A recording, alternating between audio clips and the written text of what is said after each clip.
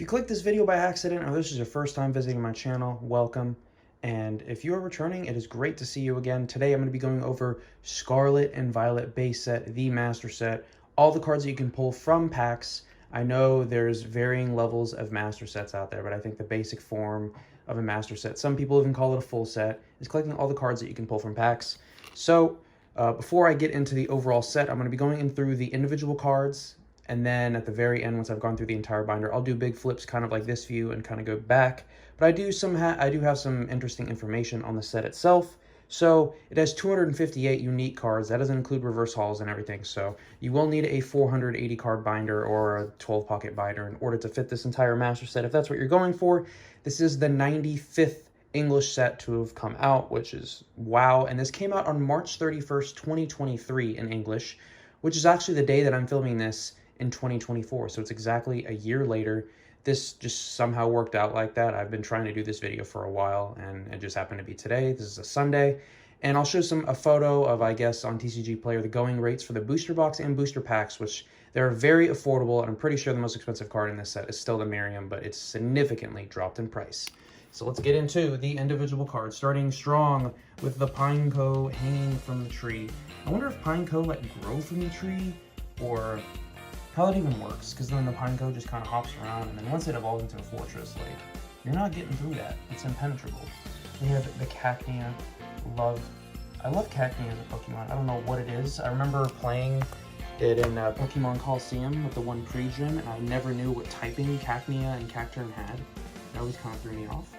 We do, of course, have some Generation... Okay, I was going to say Generation 9 Pokemon, even though what I'm showing right now is not a Generation 9 Pokemon. But this is the first set within Generation 9. Came out right after Crown Zenith, so kind of a hard set to follow. But here we go. We have Generation 9 starters and Sprigatito. Of course, I always pick grass starters, so this is the starter that I chose. And Yaskarada is a pretty cool design and Pokemon. I really like the signature move of Flower Trick because it always critically hits, which is really nice because then it ignores any defensive boosts that your opposing Pokemon has. And then Spidops. That trap territory ability, a lot of people will play that in order to lock Pokemon in the active and maybe mill and all that stuff. I've seen various ways that the Spidops have been played. Arboliva, I think, is a pretty cool design, just pure grass type though. And the Toad School, loosely based off of, Tentacool and Tentacruel, but I think they're really cool, and just seeing them run around in the wild is pretty nice. Capsicid being the first, well, okay, not Capsicid, but Scovillain being the first fire and grass Pokemon, which is pretty nice. Growlithe. I was actually missing, this was one of the final regular cards that I was missing from the set. I never pulled it, so I think I actually had to buy it individually, which is a little silly. And then we go right into the first terrestrialized EX, an Arcanine, which is really cool. I feel like it kind of is reminiscent of the EX cards within the XY era. And a lot of people didn't like those at first, but now they're kind of nostalgic. Of course, we have the Fuecoco. The Fire Starter, really cute. Crocalor, you always get the awkward middle ones. And then Skeledirge, you can't see its bird microphone right here, but you can see, the flame kind of looks like a bird flying out as it sings. Charcadet, probably one of the coolest Pokemon, or evolution lines to come out of Generation 9. I think a lot of people like Armarouge, and we'll see the other evolution later, Ceruledge later down the line. Of course, Slowpoke and Slowbro. Strange behavior, good for healing off your Pokemon in a weird way. You have the Gyarados EX. That is probably one of the best terrestrialized EX cards in my opinion, just look-wise. It's one of my favorites. It's got Weasel and Floatzel. Very nice. And the Alomomola. Doesn't have a ton of cards, but I feel like when this Pokemon gets cards, they're pretty unique. And we got Clauncher and Clawitzer. Just imagine if Clawitzer pointed at you. That would be terrifying. Bruxish. I feel like it's usually one of the most forgotten or least favorite Pokemon out there. And then we have the water starter line in Coquavel, a fighting water type, which is nice. And Wiglet, very silly evolution line, but I think this Wugtrio is the one that has the milling. Yeah, the Undersea Tunnel. It can be fun, but all coin flip decks are always extremely risky, and a lot of people will not use them to make it deep, in tournaments or anything like that because of how unreliable they can be at times. And I mean, they can do really well or they can do really poorly. Dondozo, and I know you can do it based on how many Tatsugiri are in the discard pile, so that's pretty neat. Magnemite getting some love within this set, as well as Magnezone. A very chunky EX, but it is a stage 2. So the set did reintroduce EXs, and these are lowercase EXs, not capital EXs. So kind of similar to the original EXs back in the EX Ruby and Sapphire era. But they're chunkier, and they can be stage 2s as well, not just stage 1s like VMAXs were. They still only give up 2 prize cards, but of course you're going to need a rare candy or, you know, something to get them. Oh, Palmy, looking cute as ever. And Palmo and Palmot. It took me a long time to get the names of these cards down because they're all just like so similar, and I'm like, which one's Palmo, which one's Palmy? And then of course you have the newest electrical bird in Wattrel and Kilowattrel. Really nice. One of the box legendaries in Miraidon. Love the design of the box legendaries. I did get Scarlet, however, so I was more on the ancient side. Miraidon EX still being used like crazy for that tandem unit, being able to get 2 basic electric type Pokemon onto your bench, especially now that Battle VIP Pass has rotated out. And I will always love sets that contain Kirlia, because I am a Kirlia Master Set collector. Gardevoir EX isn't as strong as it once was, but it still has some use. Slowly getting more cards here and there. Banette EX for some item lock, which is kind of cool. You got Drifloon. You can put HP modifiers on it and do more damage that way, which is really nice. I mean, with the new A-Spec cards, and there's a lot of different HP modifiers now. Got the Florges line, which is very beautiful as always. Going right into Dedenne, one of the many Pikachu lookalikes or Pikachu clones. You got the Klefki, can be really good at locking down the super fast speedy decks. You get a Klefki, dang, I cannot pronounce it, in the active position, can really stall them out unless, now that Escape Rope has rotated out, you'll either need like a Prime Catcher or just straight up using a boss's orders or something like that, so it's pretty cool. I'm sure there's other ways too. That Graveyard's pretty cute. You can see its little candle sticking out of the ground when you approach it in the game, which is kind of funny. A lot of Psychic Pokemon within this set. We have the Mankey line. You normally be like, wait, why does Mankey have a line in here? Because Annihilate came out in these most recent games, which Annihilate is a really cool concept for a Pokemon. What did they say? It got so angry and frustrated that it like angered itself to death, and so it's like a ghost now. But ghost fighting is pretty good typing. Got Riolu and Lucario, of course, a fan favorite and always Lucario. Got Sandile, very interesting, looks like it's buried in the sand. And then we've got the Krokorok and the Crocodile. They're all just posted up on the trees, which is really nice. And the Hawlucha. You'd think Hawlucha would be used a little bit more, but I guess not. I guess it's not as needed for hitting certain numbers. Because I know Galarian Zigzagoon is really popular. And just any Pokemon that you can kind of put on the bench. And they haven't quite come out back with Scoop Up Net. Maybe they'll come up with like Super Scoop Up or something like that. But being able to reuse abilities in that way. I know there's Turo and other cards like that. But the Koraidon EX, let me assume Koraidon, not as good as Miraidon, but I mean with the Dino Cry, it could be somewhat useful for accelerating fighting energy. But now with the Ancient type, there's way better energy acceleration out there. Spiritomb, I'm my favorite artist. Really like that Spiritomb, it's very ominous. Krogunk with like a Poison Punch, and the Toxicroak EX would not want to be touched by that pointy pinch. At the Pawniard, very cute in that photo. And Bisharp, and you know as well as I do, they also got an evolution here in King Gambit, which has a very interesting way to evolve. So I'm pretty sure you have to beat like a Bisharp that's in a group of them and take that one down and then use its held item or something and level up with its held item.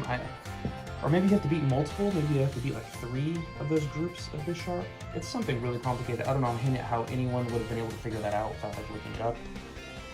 We got Vroom, which I really like Vroom's concept, a poison metal type. I'm pretty sure it's the first of its kind. So, it's kind of cool. And we have the Iron Shreds EX. Not really a good card, but still cool to have. And we have Chansey and Blissey. Always chunky. Zangoose. You'd think they'd give Blissey as much HP as like Wailord or something. Because Wailord is usually like one of the biggest HP single prizes that you can have. But Blissey has like one of the greatest, I think it has the greatest HP stat in the entire game. So you'd think it would give it a little more HP. Squovit, really awesome. for reducing your hand but not throwing the cards into the discard pile, and then being able to draw more cards with B-roll or whatever other draw engine that you have that draws you up to a certain amount of cards. Squirrel gets you down to 1 card. And sometimes you can be saved. I've seen a lot of people be bailed out by Squirrel, so definitely has some potential. Lechonk got a ton of cards within this set. I know Lechonk early on was one of the fan favorites because of just how cute it is and chunky it is. But Tandemouse or Tandemau. I always think of Deadmau, the DJ or the artist that makes a lot of EDM music. Squawkabilly. This isn't the good Squawkabilly. You got Cyclozar. And then I have seen some people use this Cyclozar because of its free retreat and touring. The draw 2 cards isn't horrible, but they're releasing more and more good free retreaters out there. Got Arven. A lot of people slept on Arven initially, but it's essential in a lot of decks. Beach Court, a solid stadium card. Crushing Hammer, good for those disruptive decks. Defiance Band definitely has its uses if you're playing a deck that generally stays behind. Electric Generator, really great for those electric decks. I know the feature box decks and Iron Hands love them some Electric Generator. Energy Retrieval and Energy Search.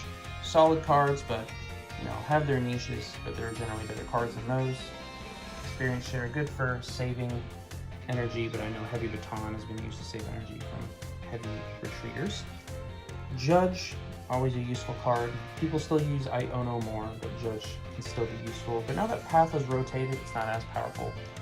Miriam was useful when there wasn't any great Pokemon recovery cards, but I think Clara is still... No, did Clara rotate? Yeah, actually Clara rotated, so curious. I think people are just using Super Rod now.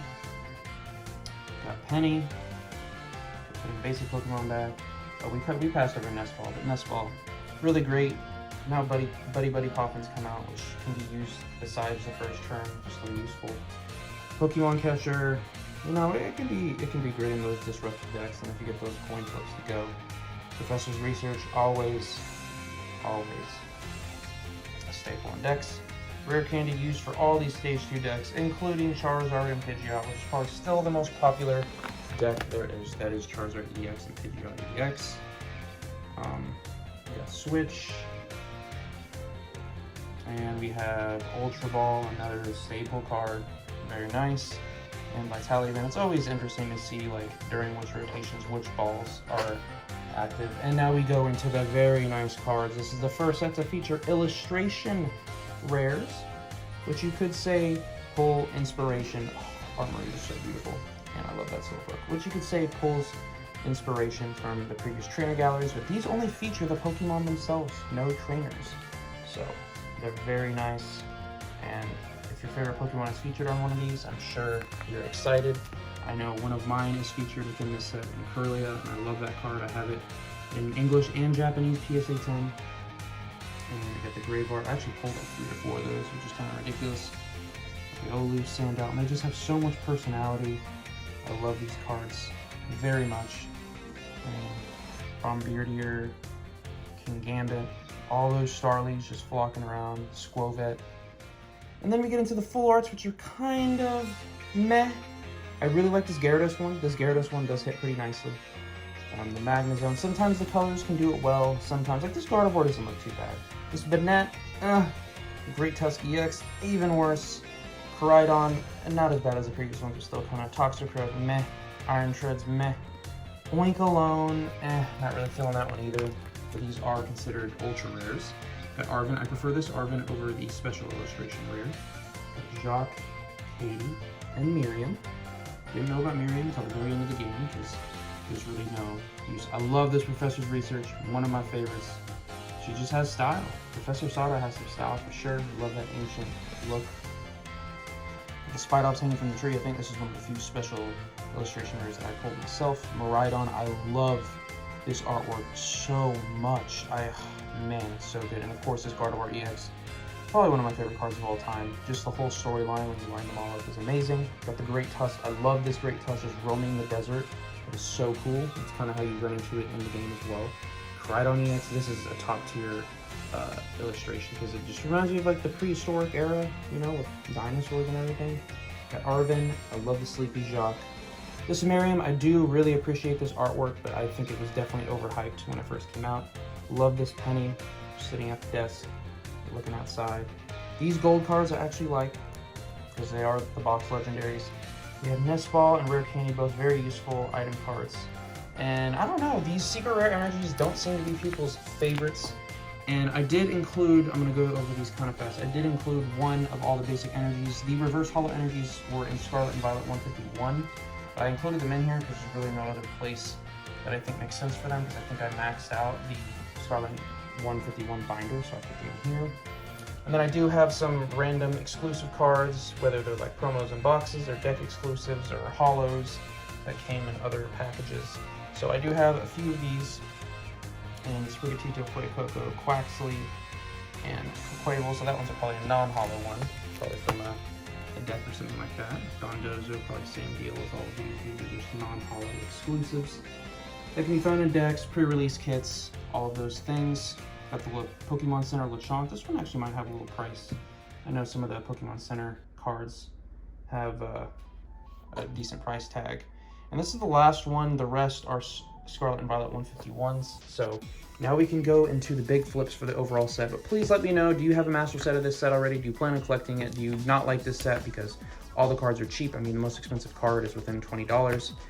I think the set is still pretty awesome. I love all base sets, and generally they get overprinted because they add a lot of new cards to the game and everything like that. So prices generally stay pretty low. Booster box is still like $90, which is kind of ridiculous, especially since the MSRP went up to like 160 something from 140 something. I think it was like 143, and now it's like 160. I can't remember the exact 160, but nice set. Glad that it all fits in one of these 480 card binders.